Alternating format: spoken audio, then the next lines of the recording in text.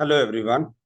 Myself, Dr. Ajay Suri, Associate Professor, Department of Electronics and Communication Engineering, ABES Engineering College, Ghaziabad. Today I'll be discussing on the topic modulation and its need. It is one of the important topic of the areas of communication engineering. Now in today's lecture, we'll be discussing with the following contents: block diagram of communication system, modulation, need of the modulation, amplitude modulation, single tone amplitude modulation, and its frequency spectrum. Let's discuss with the block diagram of communication system. Now this block diagram comprises of an input source followed by an input transducer, which converts a non-electrical quantity into an electrical quantity. The information produced by a transducer is given to a transmitter, which is then propagated through the channel to the receiver. At the receiver, again, the information being received is fed to an output transducer, and finally, the information is ready to reach the destination. Now, channel is the main delicate part of a communication system, where all unwanted energy signals, which are referred as noise, gets embedded. Now, with the idea of the block diagram of communication system, we can start with the process and the phenomena which is called as modulation. Now, what is modulation? It is a process in which some characteristic of a signal is varied according to the instantaneous value of another signal, which is called as a message signal. And when I'm talking about characteristic, we all should be very much familiar and clear that there are three most important characteristics of any signal. One is amplitude, another is frequency, and third is phase. Depending upon that, we'll be discussing further that the modulation will be categorized into three. One is amplitude modulation, another is frequency modulation, and third one is your phase modulation. Now the question arises, what is the need of modulation? These are the five important needs for the modulation. One is reduction in the height of the antenna. Second is avoid mixing of the signals. Third, to increase the range of the communication. Fourth, to add on to a feature which is called as multiplexing. And fifth, improves the quality of reception of the signal. Let's take one by one. If I talk about the first important point, that for the need of the modulation, the height of the antenna needs to be practical.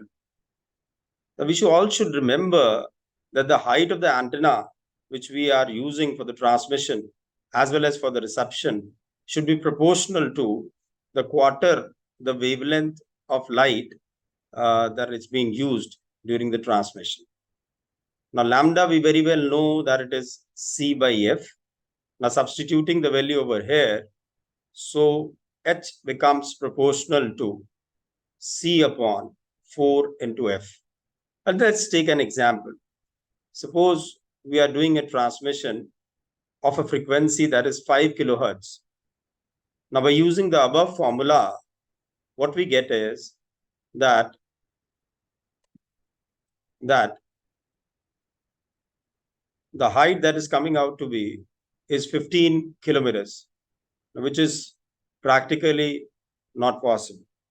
But if we use the modulation, and by modulating the message on a high frequency carrier, suppose the frequency becomes 5 megahertz, then the height becomes equal to 15 meters, which is practical.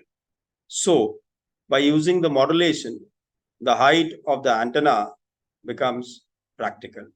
That is, as a rule of thumb, we can say that as the frequency increases, the height decreases. So in order to make the height of the antenna practical, we use modulation. Second is to avoid intermixing of the signal. Now, if we try to transmit the baseband signal directly without modulation, then all the signals of the same frequency range will get intermixed, and the receiver will not have a capability to separate them. So in order to avoid that, what we do is each baseband signal, which is a message signal, they are modulated on different carriers, And as a result, they occupy different slots in the frequency domain, due to which the intermixing of the signal is avoided. Third is increase the range of the communication. Now, if we transmit the baseband signal of a low frequency directly, then it restricts the distance of the communication of the signal because they get heavily attenuated. Now, this attenuation reduces with the increase in the frequency. So, in order to transmit the signal to a longer distance, we should always try to increase the frequency of the transmitted signal. Now, the modulation process increases the frequency of the signal to be transmitted, and therefore, the range of the communication system also increases. Multiplexing, very, very important feature. What is multiplexing? It is a process in which two or more signals can be transmitted simultaneously through a communication channel. Now, this is also possible with the help of multiplexing. In the coming subsequent lectures, we'll be discussing about various types of multiplexing techniques also, like time division multiplexing, frequency division multiplexing, and so on. Modulation also improves the quality of the reception. Let's take an example of FM if we talk about, and the digital communication techniques such as PCM, the effect of the noise is greatly reduced. And as a result, the quality of the reception improves in the communication. Now, as I was discussing earlier, that if we talk about a carrier signal, it basically comprises of three major attributes. One is your amplitude, second one is your carrier frequency, and third one is your phase. And depending upon this, we've got three types of continuous wave modulation schemes. One is your amplitude modulation, second is your frequency modulation, and third one is your phase modulation. This comes under continuous wave modulation. So, amplitude modulation, it is defined as a modulation in which maximum amplitude of the carrier is made proportional to the instantaneous value of the modulating signal. It is a process of changing the amplitude of relatively high frequency carrier in accordance with the amplitude of modulating signal. Let's take a mathematical analysis of this. Suppose my message signal is Vm cos omega mt, and the carrier is A cos omega ct. What exactly we are doing is we are superimposing the message on a high frequency carrier. So now the expression becomes xt plus A cos omega ct. Now we are simply substituting the value of xt, which is Vm cos omega mt, into this expression. So st becomes Vm cos omega mt plus A cos omega ct. Now we open this bracket and we multiply. So it becomes A cos omega ct plus Vm cos omega mt cos omega ct. Now on expanding on this, we take A cos omega ct common, and we are left with 1 plus Vm upon A cos omega mt. Now this Vm upon A is referred as small m, which will be called later on as modulation index.